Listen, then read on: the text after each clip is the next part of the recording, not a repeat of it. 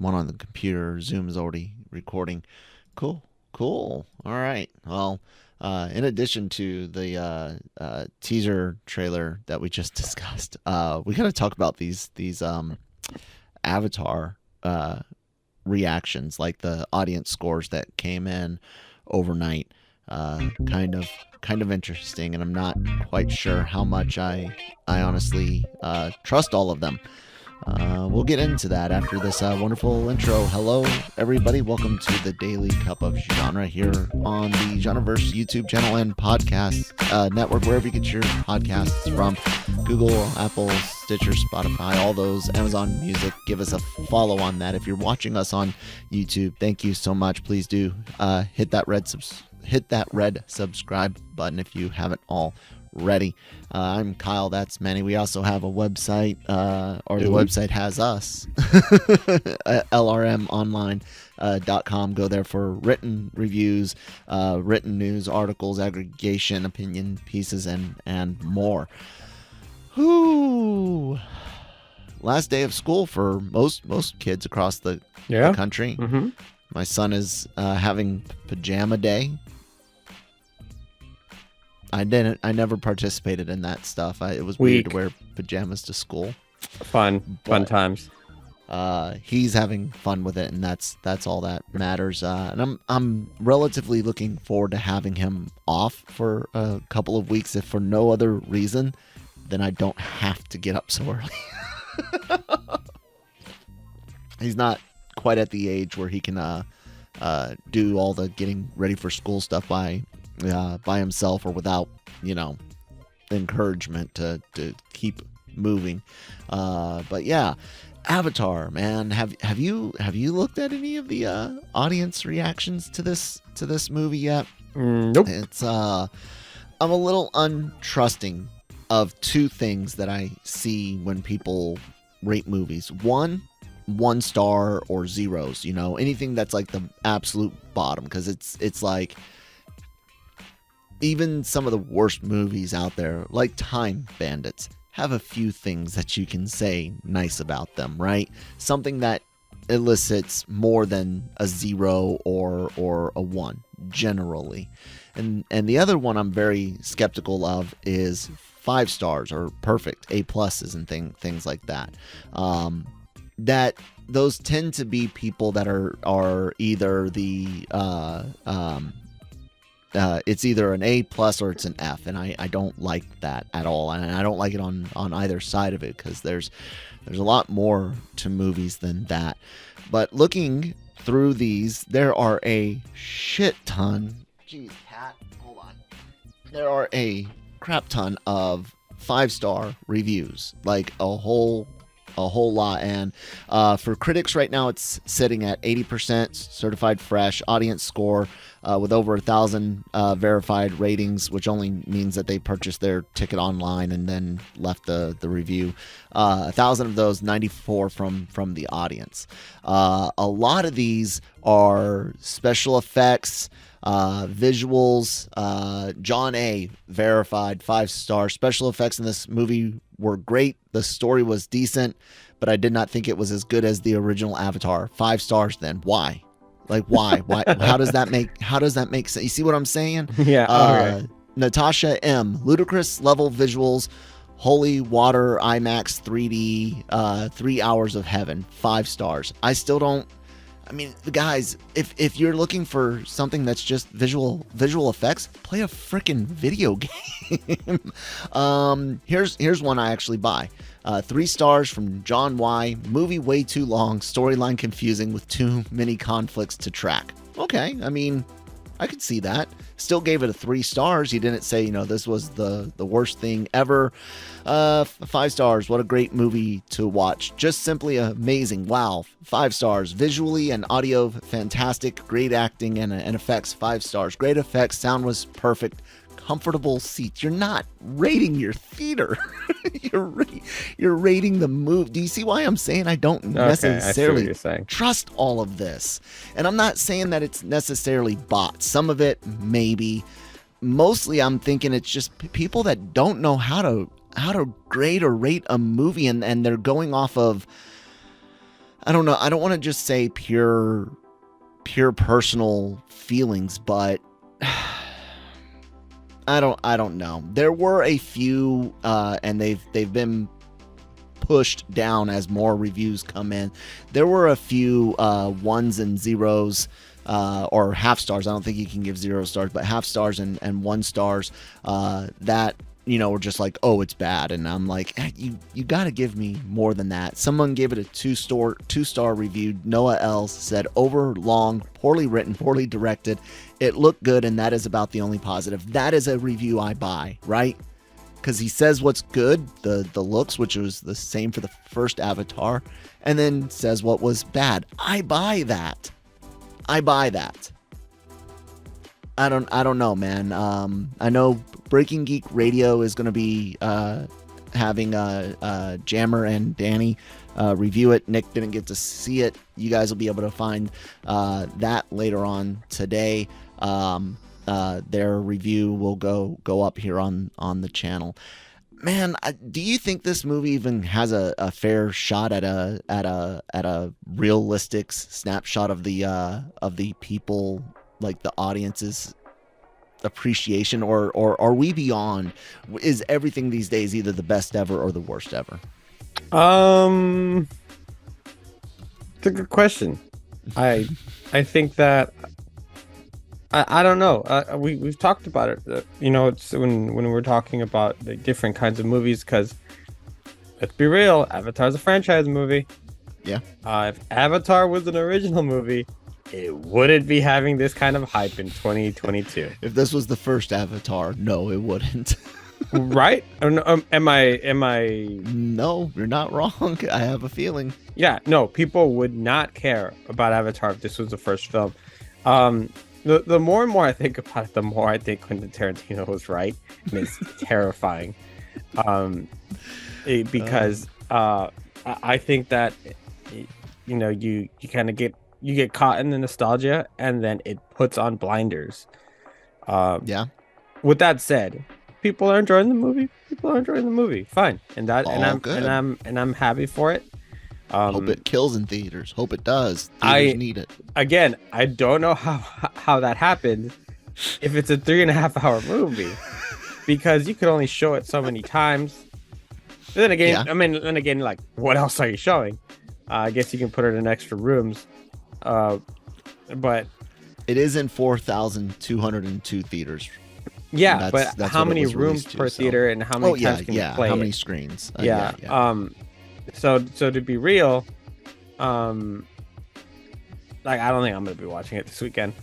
Mm-mm. We're going to the theater to watch a couple of other things, maybe 1 or 2 movies, maybe 2. I don't even know, but I could tell you one thing that was decided, that in the time that we would watch that, we could watch 2 other pretty good movies. So and it's nothing like, if it was shorter, maybe, but I just honestly, it's just not for me, and I'd never cared for the first one.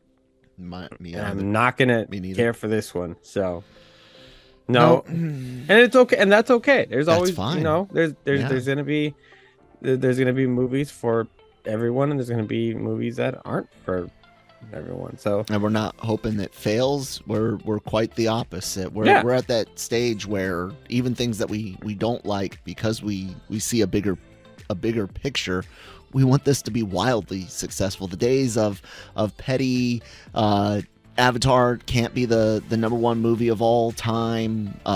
Titanic can't be the number 1 movie of all time. And in an era where theaters are on their freaking deathbed almost, every movie needs to break records. I need that to happen so I can still go see the movies that I do want to see in theaters, So, yeah. We'll see how it all shakes loose. You guys will definitely want to tune in on Monday's Daily COG, where we'll be talking the box office numbers. And of course, like I mentioned, the Breaking Geek Radio review, which will be up later on today. Yeah. Any other things on Avatar, man? No changing your numbers, but how you feeling about your 100 and, what'd you say, 120 or something like that? I think I was between 120 and 130.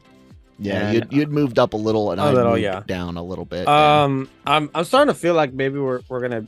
This is gonna be one of those where Kyle was right moments. Just I think I think a lot more people are gonna go out to see it than even I expected. But being that it is the weekend before Christmas, and people still have quite a bit to do.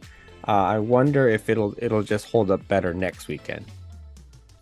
Yeah, and I had mentioned how I think that it might play out similar to you said 1:30 might play out similar to the first one where it has just incredible legs. You know, most of the movies that have a massive opening in the last year or so, they tend to have big dramatic drops. 65-70% has become almost normal for blockbusters, something you and I were talking about at the beginning of the year quite extensively, looking for patterns and stuff like that.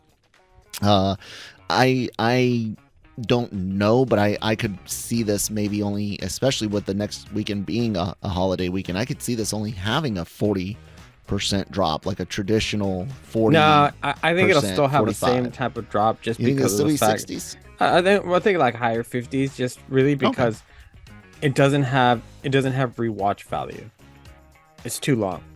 It's too long. Well, it's not the rewatch. It's the I'm wondering if the word of mouth will convince some of those that were willing to wait for home video to not wait. That's what I mean by having kind of modern legs, not necessarily rewatch. Although who knows? Maybe it is rewatchable. It's too long to be rewatchable, man. It's so long, and it's not. It doesn't have 10 years of storyline behind it. I know the movie. I know the movie's 13 years. The first movie came out like 13 years ago. However, of course, I'm referring to Endgame, the last big, 3+ hour movie I saw that I can remember.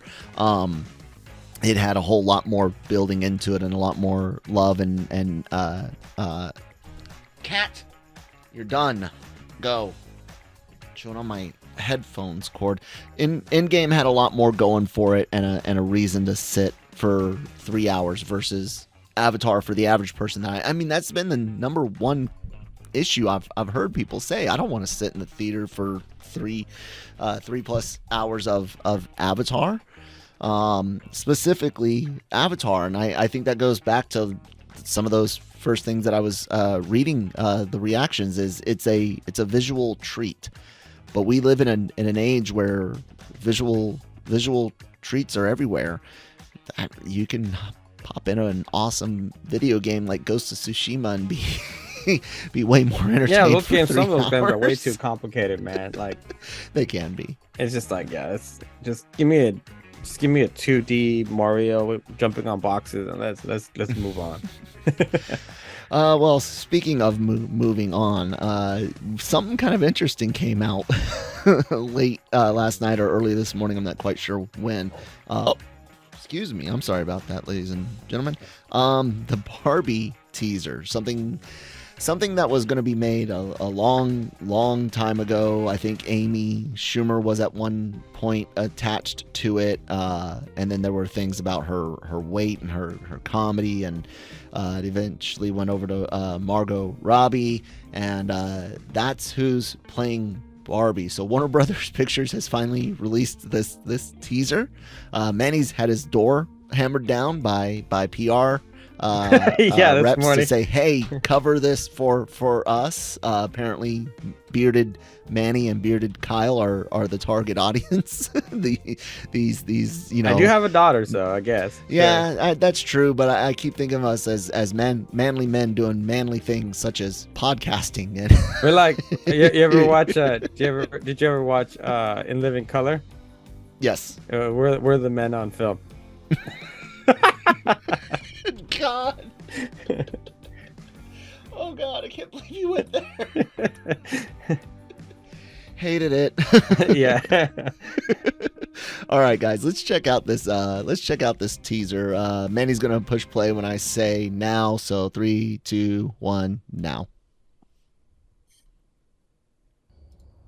Since the beginning of time. Uh-oh. Since the first Really? little girl Time? ever existed, Oh, okay. there Sure. have been dolls. Okay, But the dolls were I got to give always respect for the forever 2001: A Space Odyssey reference here. until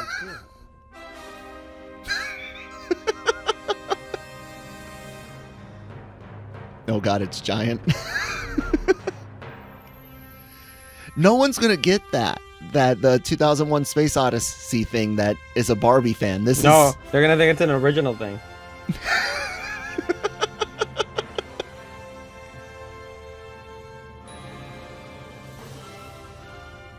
that's funny. Smashing the dolls. Maybe we are the target audience. I think so.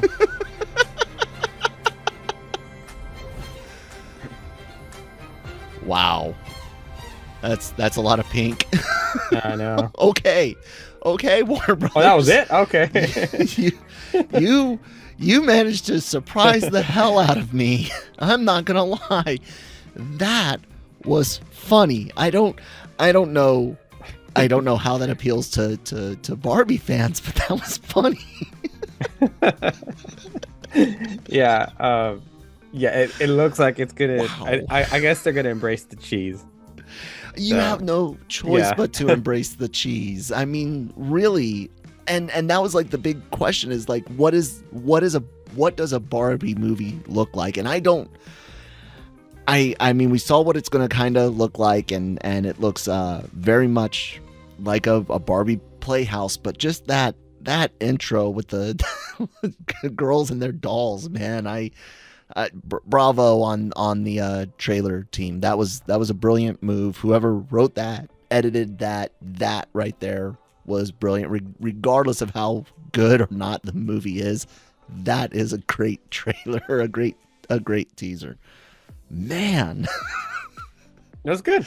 Yeah, I was surprised. I was really surprised, and honestly, it seems like I'll be honest with you, man. Like, do I like some of his roles? Yeah, but do I enjoy his movies? Not that much. I'm not a biggest Ryan Gosling fan.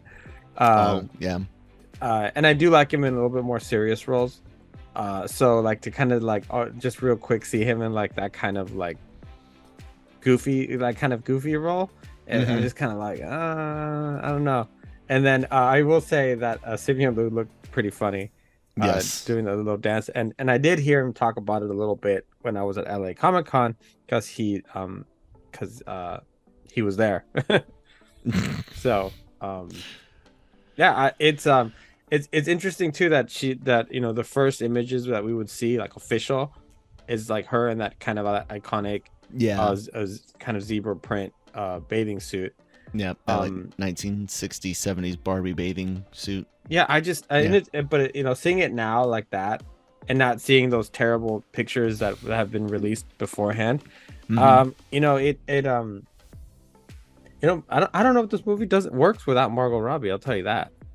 I don't know anyone else who could probably pull off just kind of the creativity and the look of a classic Barbie. Yeah, and also the when you think about all the like pop culture references, things from The Simpsons, Malibu, Stacy dolls, to all sorts of other things that have utilized Barbie. There's always that, and even like my sister playing with Barbies. There's always a bit of that I don't want to call it sass, but that snap that the character could have, and people constantly playing off of that in other mediums. She can really pull that off. She really can. Talented actress, and it's gonna be interesting. You could even see where she could easily tap into some of her Harley-ness, if you will, to play this role. So it'll be interesting to see how it turns out. So yeah. You want to talk about something else surprising? If I said, Manny, let's make a sequel to a disaster movie. What disaster film, Manny, could you possibly think of that would warrant a sequel. Twister, 2012. Did you already see the story? Wait, no, I guessed. You guessed right. Lee Isaac Chung is in talks to helm Universal's Twister sequel. This comes from the direct exclusive. Minari director Lee Isaac Chung is in early talks to helm Universal Pictures and Amblin Entertainment's Twisters, the sequel to the blockbuster Twister from 1996, of course, starring Helen Hunt and the late, great Bill frickin' Paxton. It's over, man. Game over. If you are our age and you're not a fan of Twister, you have no soul. You are a lost being. Just carry on and fade into nut, because that is one of the coolest, most fun disaster films ever. Like, screw Airplane or Airport, whatever, 72 or whatnot. Screw Day After Tomorrow. It's all about my son. My 9-year-old son fell in love with Twister. Like, it's such a good movie. But do we really need a sequel? It's going to excuse me. They hope, of course, to have Helen Hunt come back, and it's supposed to focus on the daughter of Helen Hunt and Bill Paxton's characters, who's, kind of falls into the whole, storm chasing thing as well. It's not 100% set in. Usually, though, when the trades, who haven't necessarily had the greatest week ever, but this is not a Warner Brothers project, this is a Universal project. Usually when the trades say early talks, there's generally hey, this is most likely going to happen. So what do you think about it, man? And how did you guess? There's a lot of movies when they're disaster movies, they kind of end like in a disaster. Mm-hmm. So the only one that kind of like that came to mind really quick that are kind of redeemable, Twister, and then my second guess was gonna be Volcano. Ooh, so Dante's Peak, Volcano. I could see maybe like Armageddon, where the rock swung back around. Yeah. So. Man. So yeah. It was easy to. I don't know. It was a good guess. But what do you think about a sequel to Twister, and the fact that they're calling it Twisters? At least it's not Twister 2. I mean, is there even a point? Can you see it being any good? Like, what additional drama are you gonna have? You've already got a falling apart marriage and the rekindling of a past marriage, and in the first film, Paxton's gone. I'm daddy's dead. Yeah, that sucks. But like, what do you do for this? I don't know. Like, you almost remake the movie in a way, and I just don't know how you make it more interesting, I guess. Yeah. But I guess that's the challenge of a filmmaker. The first film, what made it work was that it was really just you're following a team of storm chasers. They do have the goal of getting this science equipment in the path of a tornado to help further research. And there is that nice little heartfelt through line there. Jo loses her family in the beginning of it. Her aunt is hurt in a tornado. It's very personal for these people to see the predictability increased, so you can save lives. And a lot of that stuff we've actually had done in reality and in real life, and while it's still not perfect, it's a lot better than it was in 1990, the 1990s. But it's like it's 2022. Are they even able to? It'll be 23, 24 by the time it comes out. Do they even know how to do that anymore? Like, I don't know. I don't necessarily know that they do, but but you have to. It was just following storm chasers on during a busy season, and there happened to be these real life things that probably happen with storm chasers in their lives. There's storm chasers that are going through divorces, meteorologists going through divorces, I'm sure. I don't know if you could ever recapture what made Twister work. I can still watch that movie. And Apollo 13, Twister, things like that. It's like, hey, do you want to watch? Yeah, absolutely. Put it on. So we'll have to see how it comes. That was still funny, you guessing it like that. well, I mean, I am talented, and unlike you, I am right 99% of the time. Okay, I'll give you 97%. All right, yeah, I'll For take you. that. Me, I'm 99.99. I'm a little more humble than you are, so I guess 2% more humble than you are. And so I don't know if this is a rumor or if it's true, but is Henry Cavill doing a Warhammer movie? It appears so, and it's funny because that's the absolute next story I had on my on my page, and yeah, I don't know. I know a lot of people were thinking, oh, once Superman fell apart, that he would go back to The Witcher, but like some reports had said, you know, he was unhappy with the direction and interpretation of The Witcher, feeling that it fell far from the source material. THR is and again, guys, the streams are the trades are. I saw the word streaming on screen. The trades, including Hollywood Reporter and Variety, are not necessarily batting 1,000. I don't even know if they're batting 500 right been now. Striking out the last few days. So yeah, take that for what it's worth. But yeah, Warhammer 40K, man.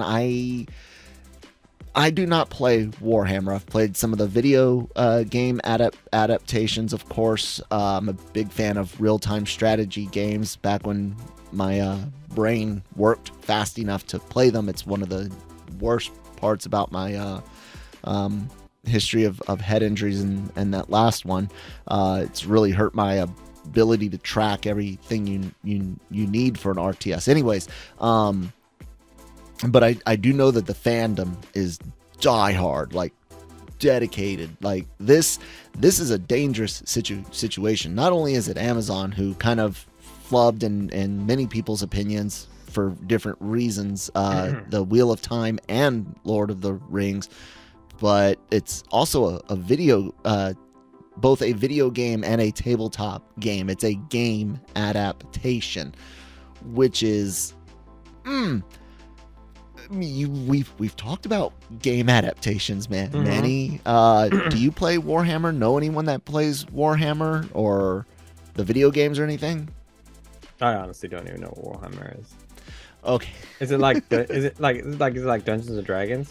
No. It uses miniatures. Think more like Oh wait, okay, all right. No, I know what it is. It's like okay, yeah.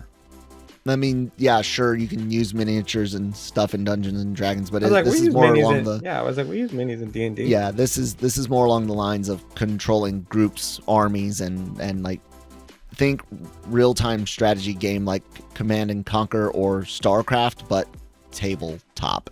Oh hell no! I used to be hella good at StarCraft. I love StarCraft. I would beat you down at StarCraft. Yeah, Zerg Invasion. You got nothing, man. I was a big fan of the Protoss, of course. Oh, I hated. I hated the Protoss.